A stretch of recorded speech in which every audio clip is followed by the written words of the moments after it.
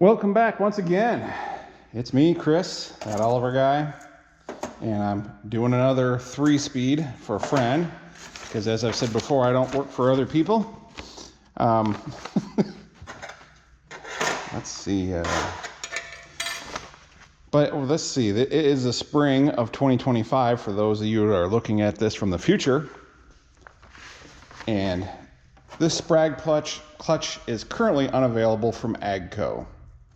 This is an old one. I seem to be all right, but you know, my policy is just go ahead and replace it.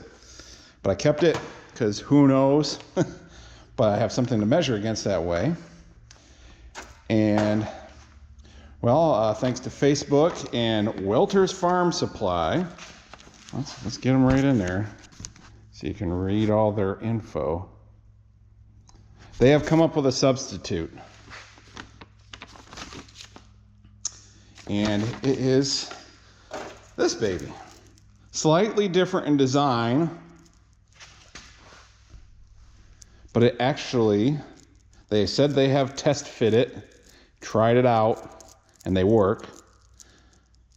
They said they had a solution, so I called them up, and there it is. Now this design is actually lets the wedges be a little closer together than the old design. So there's 23 wedges in this and 22 in this one, unless I miscounted, and someone will, you know, point that out in the comments and all that good stuff. But that lets them load an extra one in because of the design. Somewhat simpler. It's just got this spring ring around to help them lean, but it is slightly narrower. Now the wedges themselves, I think that's just more of the construction. That's why I got the calipers out, but the wedges themselves look the same width. So this one actually should be able to handle more torque because it's got that extra wedge in there. Let's see if I can get one up high enough where I can measure its width. We are at, remember how to read.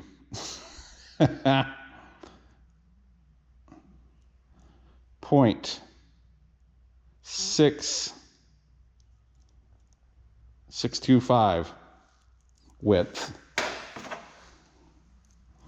should be able to get one of these up high enough to do the same. And we're talking 651. Better make sure that's in the screen.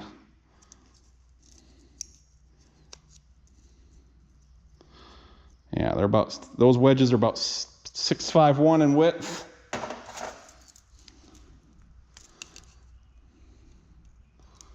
Oh, I guess I must not have been pushing good.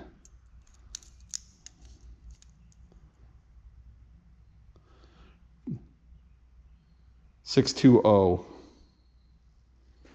So about 30 thousandths wider on the old one. Plus some of it is a cage design is a little bit wider. So I don't think that 30 thousandths is probably gonna, would that be 30,000? No, that'd be 30 thousandths. Yes, math hard. All right, so anyways, I don't think 30 thousandths is gonna lose us a whole lot, but the extra wedge is gonna gain. So I think it's gonna be just fine.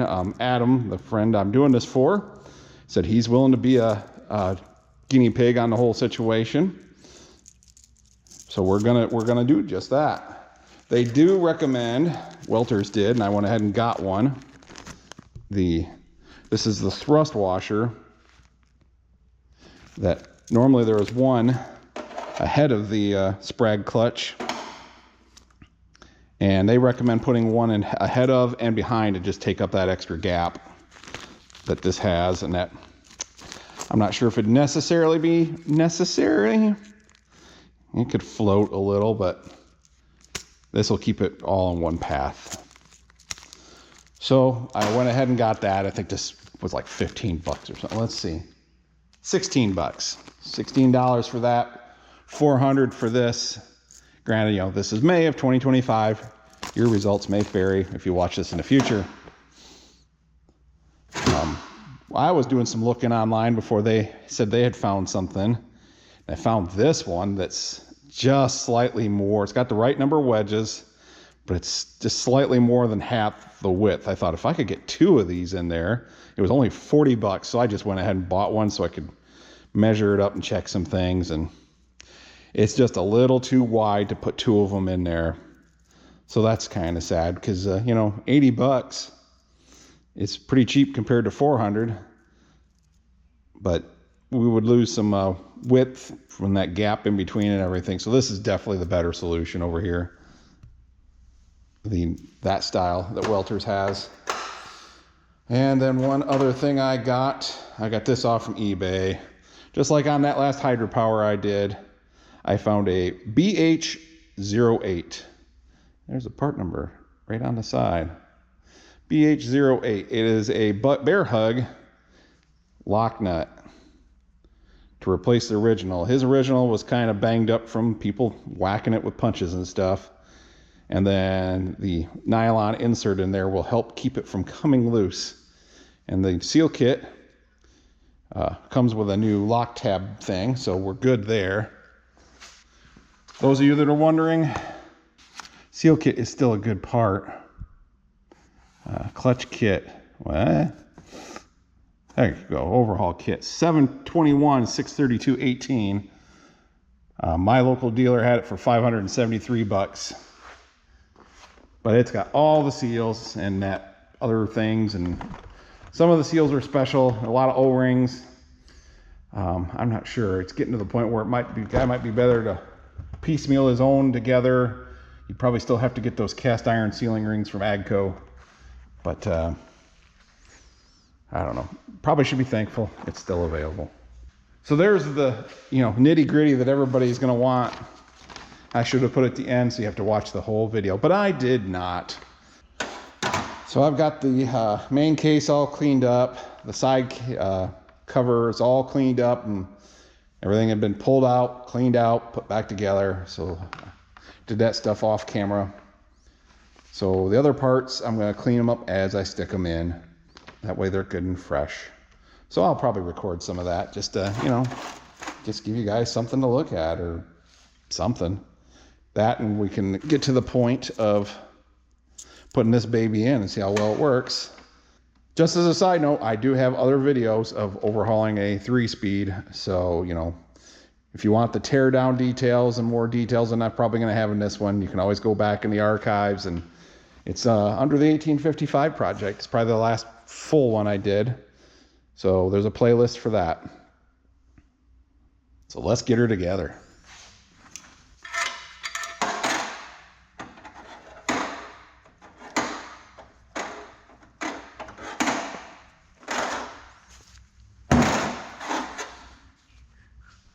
The grease just helps these thrust washers stick in there without falling all over. It will blend in. And in case you're wondering, there's no paid endorsement or anything from Welters. I just called, ordered parts. They're, well, getting some free advertising out of it, like the other places. I haven't taken money from anybody. Did get a hat and a drink cup from Maybos, but... All right, counter shaft. That needs cleaned up. Now, Adam's 3-speed was functioning just fine. Get in there, get in there. Make sure the pump drives to the rear. And of course, them washers move and whatnot. I should probably grease both faces, because that one just fell.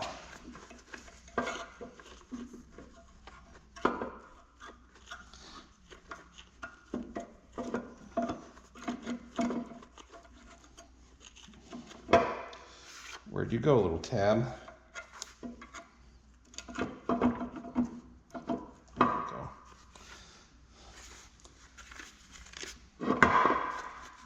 So he brought it over. So where were we? Get that tab in here. Jerk. All right. So it was leaking pretty, sounds like out of the rear main seal on this. And so Adam brought it over basically for a reseal. I told him about the whole sprag clutch situation, and he said he'd be willing to try that out. But functionally, it was fine. So we're not looking for any problems or finding any problems so far on the teardown. Just go through it and reseal it so it can hold its fluid. Okay, we need the, it's a ring thing. I'm sure it's here somewhere. Yeah. This baby. There's a sealing ring right here. We'll pop that out. And then an O-ring goes right there. We'll pop that out. Clean her up. And put new stuff on it. And put her in. Not that we're going to save this, but let's see if I can get it apart without breaking it. Look at that, I did. Then if I break the new one, I can put this one back in. Shh, we don't talk about such things.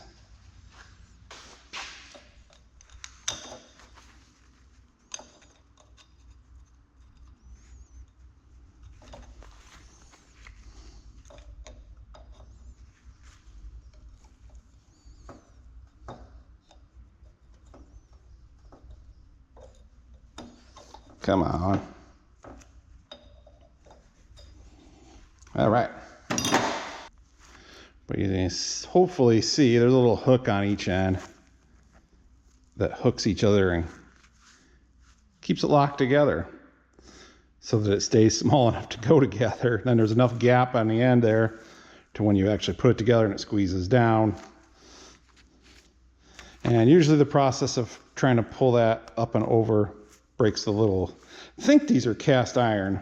I could be wrong on that, but whatever. The little hooks are small and easy to break. All right, I'll get that cleaned up. All right, let's see how this goes. This one does feel a little tighter already. Springier, it's new, it should be. So you want to be careful about spreading it and not breaking it. Then hooking those. This one ain't as bad as the smaller ones that will be coming.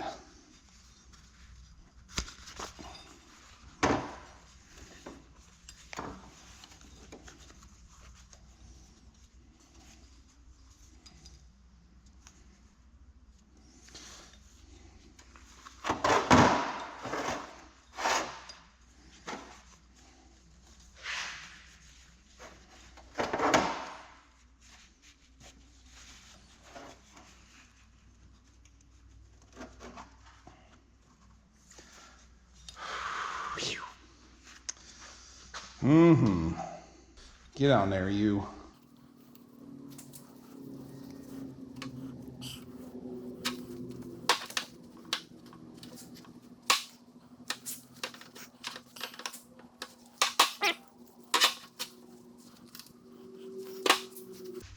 Well, I hate to do it without gloves. I did in the past, and there was one time at band camp, I slipped, and man, that sliced my finger good.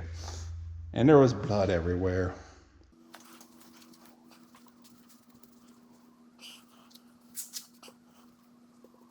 Yeah. All right, time to try something else.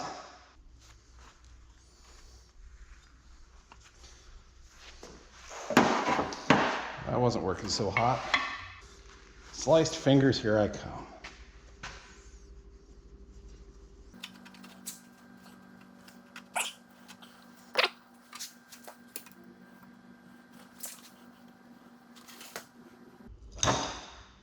That was not it.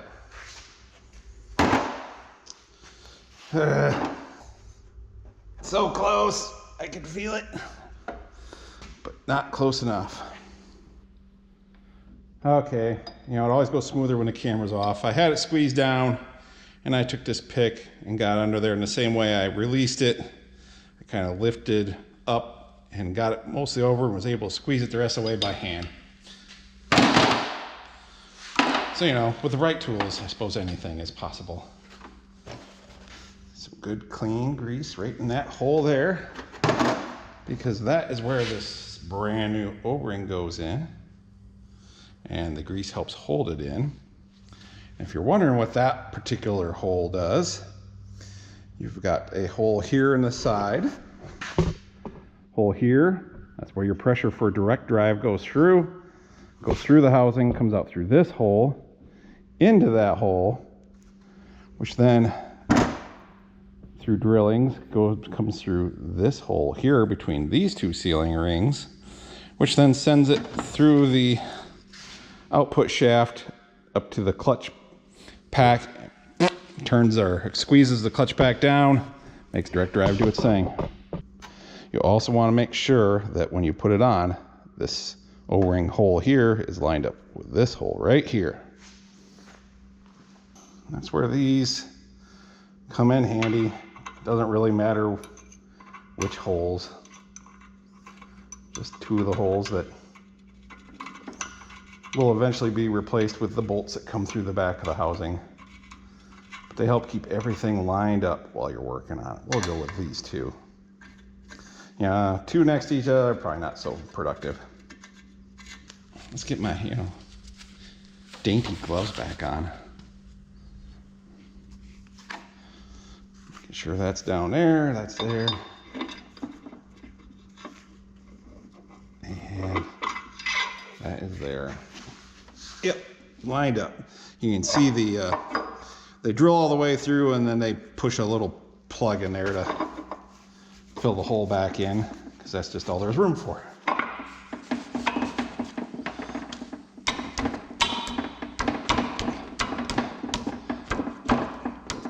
Meat hammer.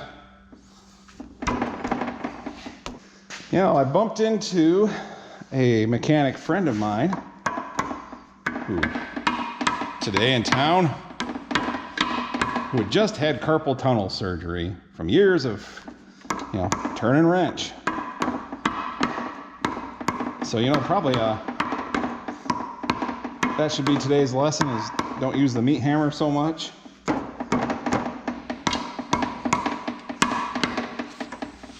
Oh yeah, it actually doesn't go straight into the output shaft.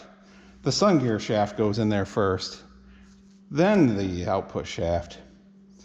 So yeah, there's a couple more sets of those sealing rings to have to put in. So the thrust ring, it goes in like this on the other side. I guess I could turn it. Goes in something like that. The stepped side towards the housing. That sits on there. And it goes inside of this. I'm gonna clean this up a little bit.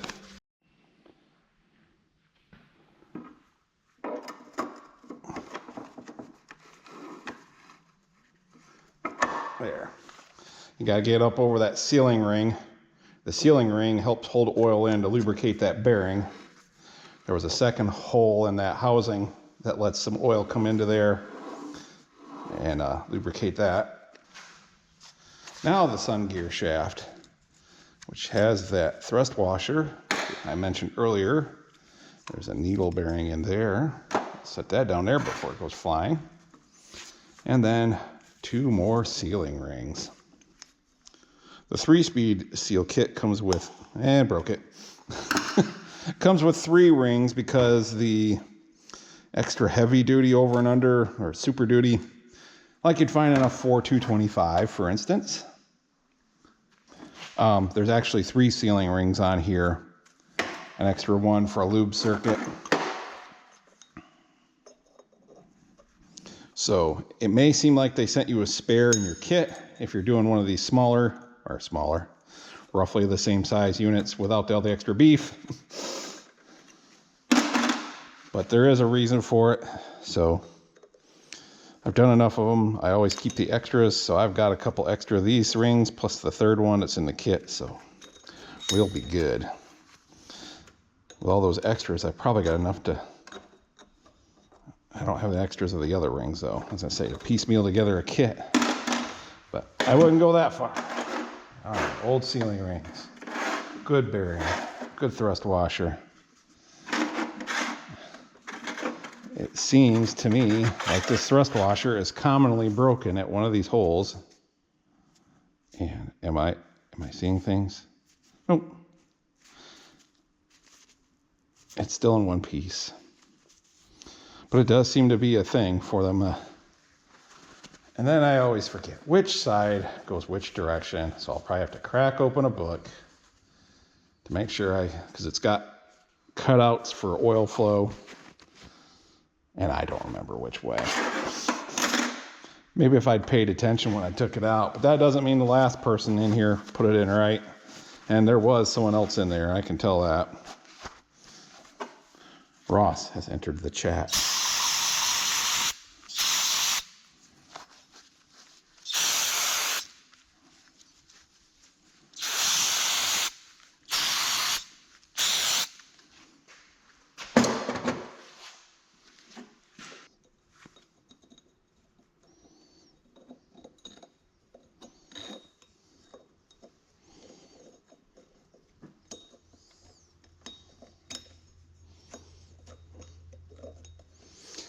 Land it in the right groove. You don't want it in the ones with the holes in them, because then it will cover up the holes. Let's see, am I strong enough? Are you still recording?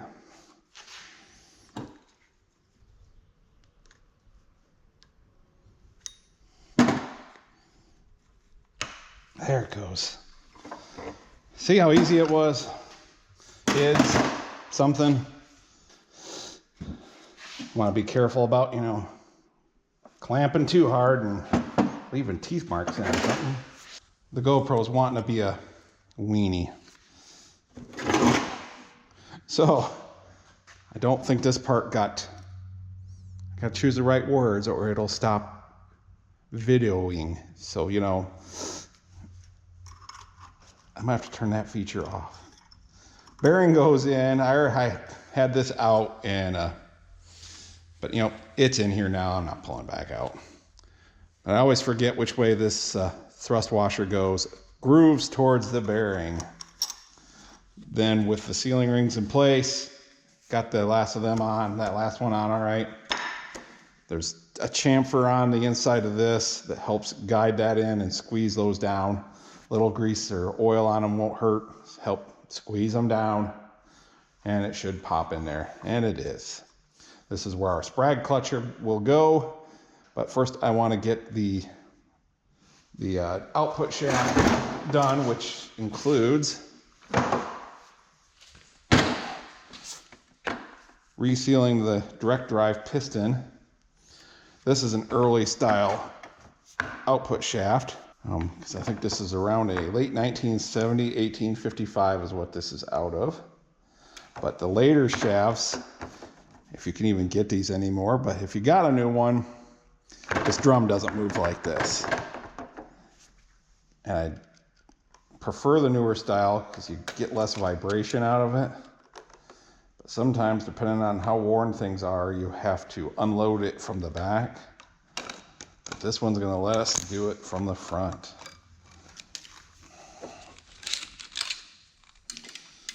So, who knows, maybe I'll find something here and think, oh geez, I guess we need discs or something. This is the one thing that hasn't been opened up. That looks good. We're not expecting any surprises. That looks good. That looks like new, almost. Just a little shine on it. Yeah, these don't have a lot of use on them yet.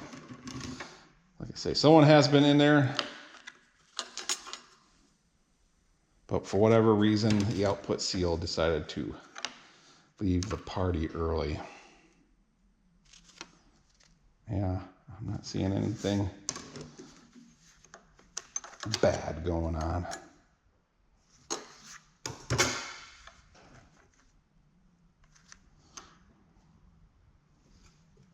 Yeah, those teeth look fine. Well. I just had to say that out loud. This last one has no teeth. Look at that. This last one Looks like it's been making meth because all of its teeth are gone. So we're going to need at least one clutch disc.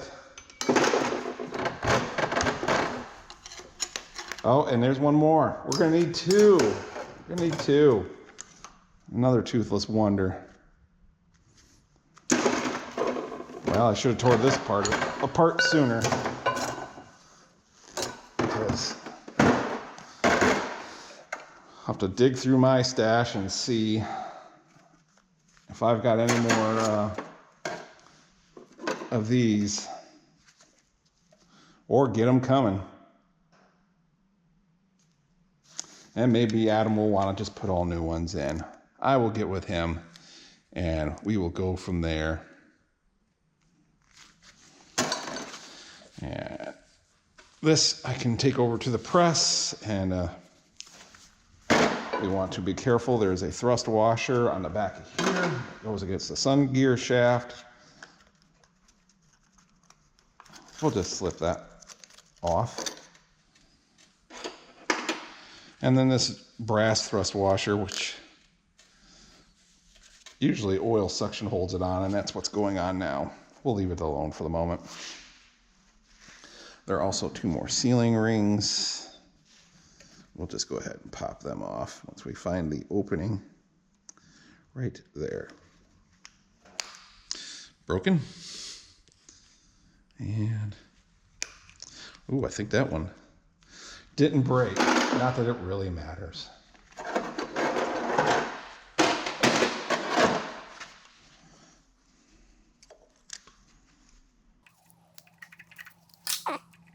That's the thing with not expecting surprises. You'll get them. Let's see if I broke it. Nope, not that one. And how about this one? This is also pointless, but nope, didn't break that one either.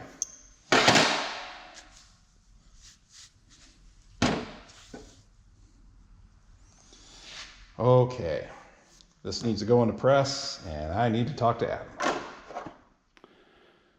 Well, it's getting interesting. Doing some parts checking, and look how easy that fits. We've got this one that's got good teeth that came out of there. Fits just nice.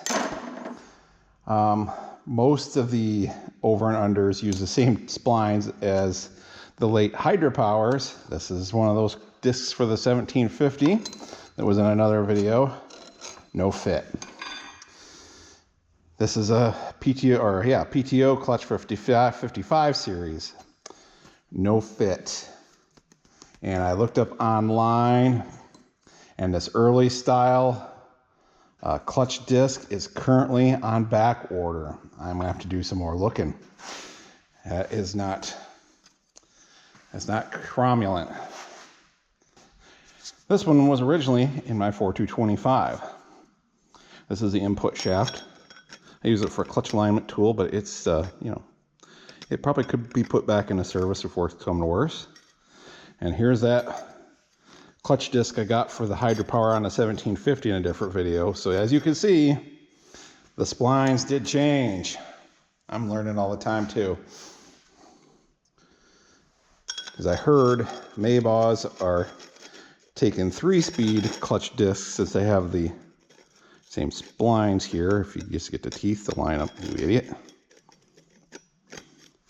And these are a smaller outside diameter than the overdrive or the 3-speed ones. So they just take some 3-speed ones, put them on a lathe, turn them down just a little bit. This, not so much. All right, I'll keep looking. Well, after some research last night, I may have found a substitute.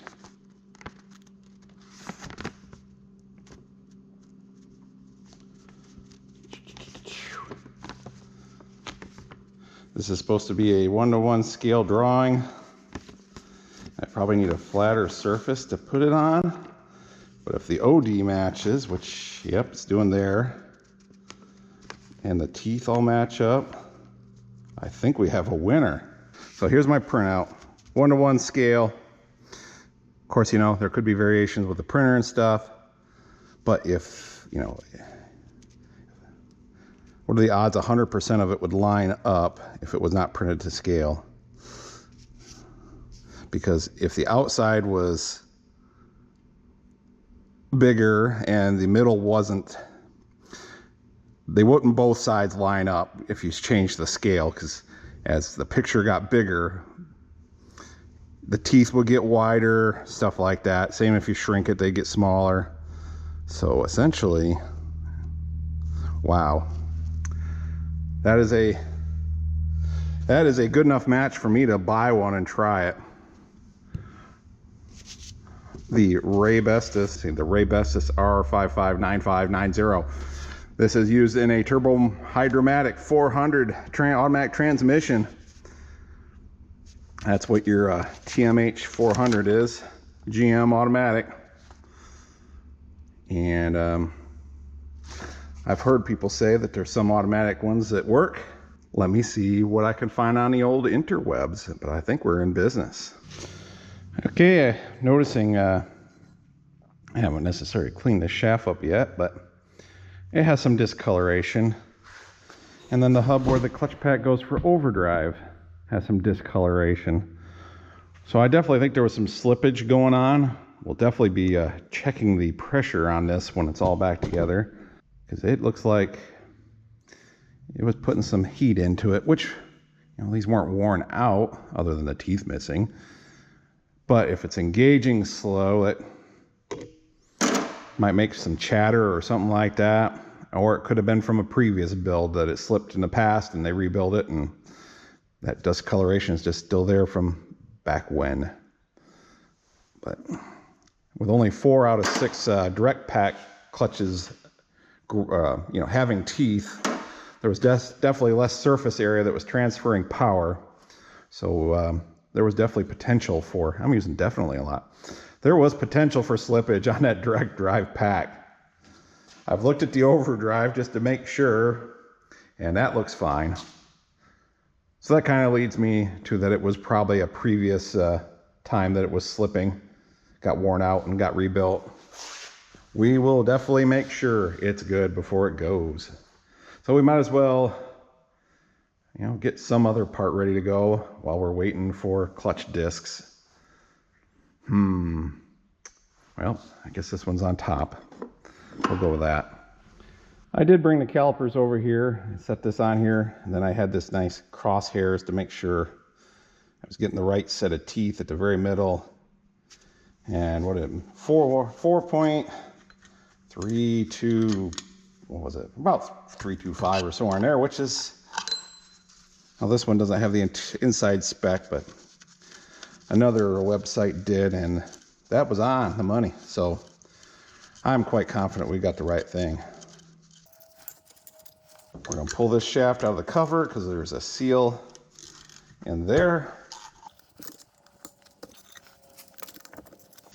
And then there is a seal here behind this bearing. So if we carefully pull the seal, the bearing should come out without getting damaged.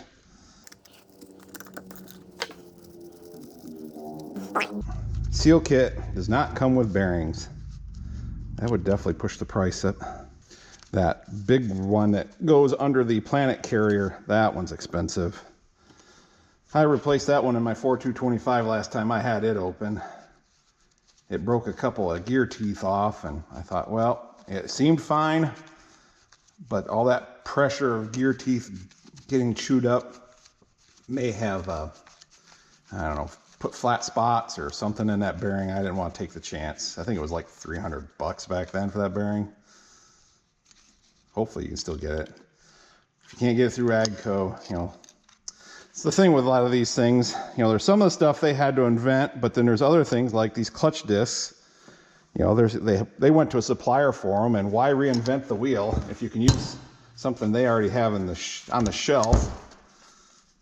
The biggest thing is just finding out what that other thing was. Now with the internet, can still be a challenge, but it's a lot easier. But yeah, a lot of the bearings are, you know, are something that was used in other applications. You know, Oliver made this shaft, they made this cover, but they didn't make this bearing. Ooh, it's got the good bearing in it. It's couple different versions of that bearing, and the way they're made, one kind can get the more balls loaded in, and this has got that style, so it can take more thrust. Probably not as important on an 1855, but if you're doing like a white 195 or something like that, 4225, you want the good input bearing. That one feels really good, so we ain't gonna mess with it. That input shaft seal looks all right. It's a little stiff. It's definitely getting replaced, but it doesn't look like it was leaking yet. Oh look, the parts phone. There's a pack in the seal kit with several seals, and basically match them up. It's not rocket science. I happen to have the right tool by the OTC FD 8442, but it fits the bearing and the seal quite nicely. Bearing fits on there. So I'm going to put this one with a lip seal facing up because we want to keep the oil in and not going out on the clutch. And I should have grabbed a hammer. Shaft has a nice chamfer to it, so it's going to guide in there good. Just for that reason.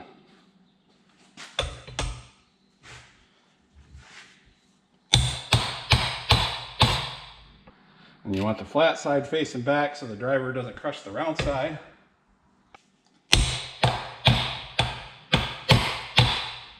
Looks good, feels good.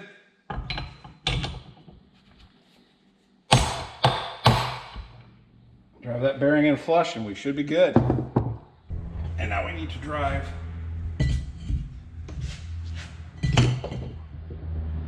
Don't want to clamp down hard on that too, but this will give it a solid place to set. There'll be two larger seals in here. One's for the input shaft, one's for the output shaft, but they are different. And once again, you just match them up. Got the door open today. It's like 85 out. Just a nice breeze. Probably gonna regret it later because it's heating my shop up. It was cold from the insulation, being insulated. I actually had the right tool for this too. Go figure.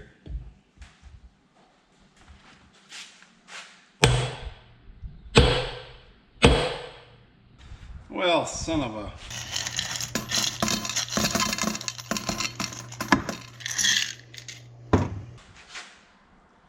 I think that seal got distorted somehow. Well, we can't have that. Somehow or another, I must have been off my mark or something, because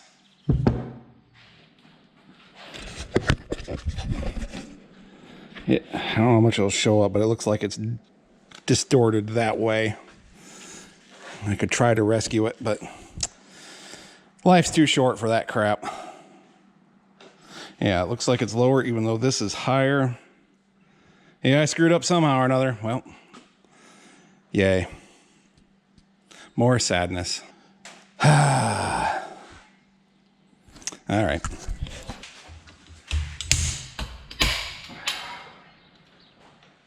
Yeah, I can see, I slammer hammered it out, but for some reason or other, it puckered down there.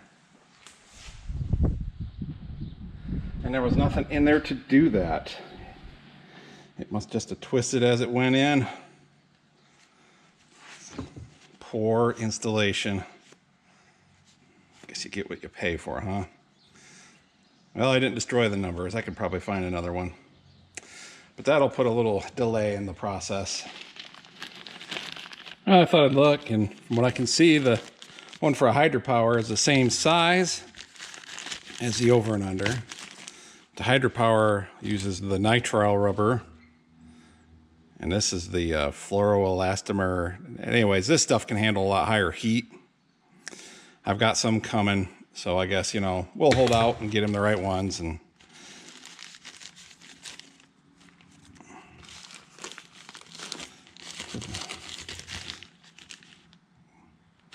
waited this long.